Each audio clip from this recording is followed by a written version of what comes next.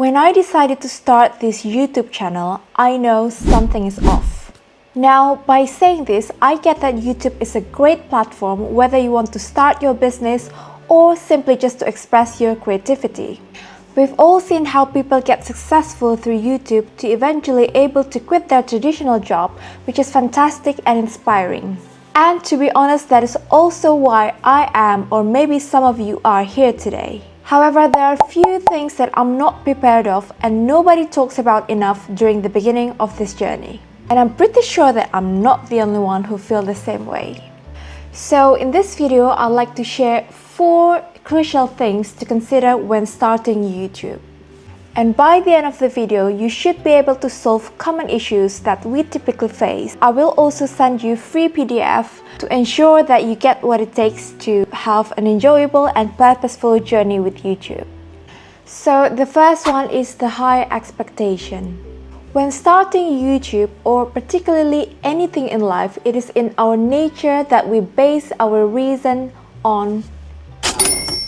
And there is absolutely nothing wrong with that because we all got bills to pay and things that we want to buy. On YouTube itself, we need at least 1,000 subscribers and 4,000 watch hours to be able to get monetized. So naturally, when starting off, we try every possible way to get that numbers fast. Until we caught ourselves up watching other people's achievement on how they get monetized in 4 weeks, 7 weeks, 3 months, and so on, before we even start making our own videos. The problem with that is when we start off focusing on other people's success stories, we tend to unconsciously set our bar high, thinking that if others can get monetized in a short amount of time, then we can do it fast too. While there is nothing wrong with getting motivated by other people's successes, it is, however, wrong to want anything fast and instant. It will only lead us to a greater disappointment thinking that we fail because we haven't get monetized in a certain amount of time like others do. Remember that YouTube gave us 1 whole year to reach this number. So rather than focusing on things that you cannot control, focus on what you can. Maybe instead of seeing the numbers on others' videos, start analyzing their video structure, thumbnails and hooks, and the why is that video so engaging to watch. These are the values that you can get from others to apply in your own content. But obviously, I have something better planned for you, and that's why we come to our next point. Lack of purpose. 1,000 and 4,000. This number can be very overwhelming, especially when you start with 0 subscribers like myself. It seems like a long, unachievable numbers that we often forget. What is it that we actually want to deliver to our audience? Obviously, we must have this thought at first because we can't just get subscribers and views and eventually earn money doing nothing, right? The thing is, when talking about purpose, you think you must come up with fancy, ambitious, and life-changing ideas to start with.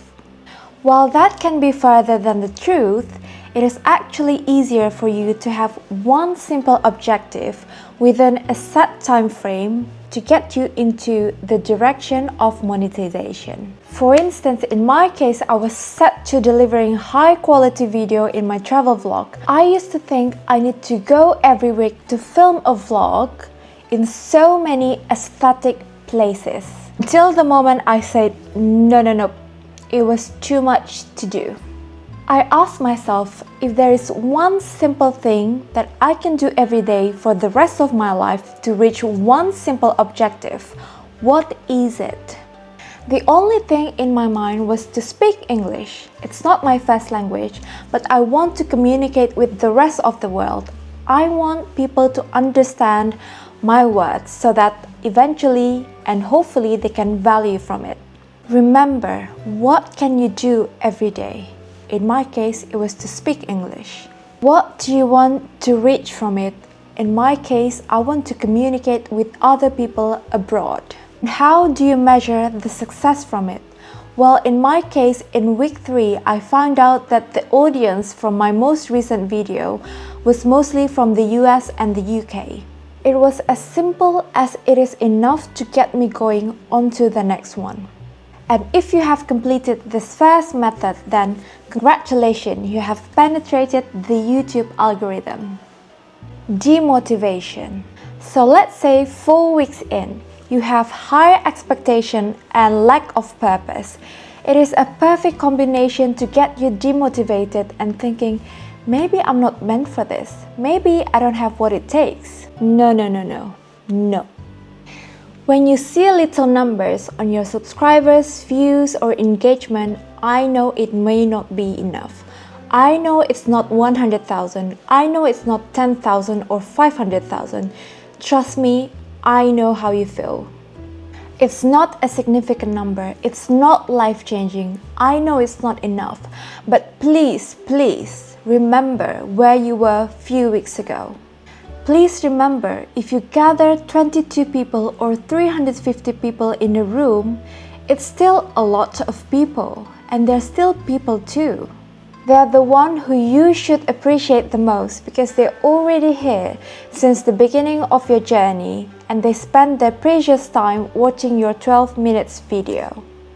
These are genuine and organic audience that you acquire from zero.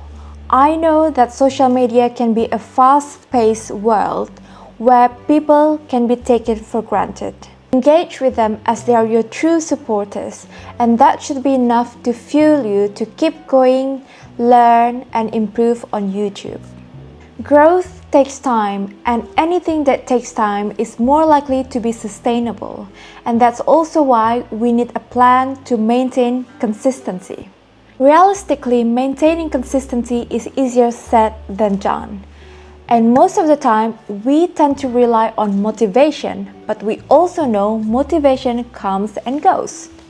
But regardless of what it takes, we must do anyway to remain consistent because the algorithm loves consistency and we need a plan. Now that we've covered lack of purpose and demotivation part, I'd like to come across a way that can help you structure your consistency so it's easier for you to stick with it. Let's say that the outcome of the lack of purpose part is to set objectives, and it's something that we do in our end or internally.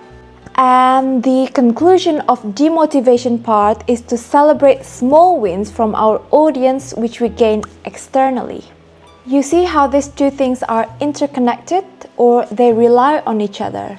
You get a gain from your audience as a result of small objectives that you set to yourself. Now, doesn't it sound like a plan already? Maybe not yet. Anyway, I want you to visualize this. As we divide in two parts, objectives internally and small wins externally. Now remember that the objective should be simple and straightforward to begin with. Ask yourself these three questions. What is your objective? How do you achieve this? And why is it valuable for your audience? And when you are able to answer that, you apply that three concepts towards your future content within the set of time frame. And you can only analyze the results from small wins or the external part after you uploaded those content by the end of your time frame. When you are able to see the small wins, evaluate whether it goes to your preferred direction. Regardless of what the answer is, keep applying the same one to your next higher level objectives. Stick to this simple plan for 6 months or 1 year without compromising the value that you need to deliver to the audience. And hopefully you will see results from it and all the hard working will be paid off. YouTube is not an overnight success. It is about showing up, learning, and gradually building something authentic.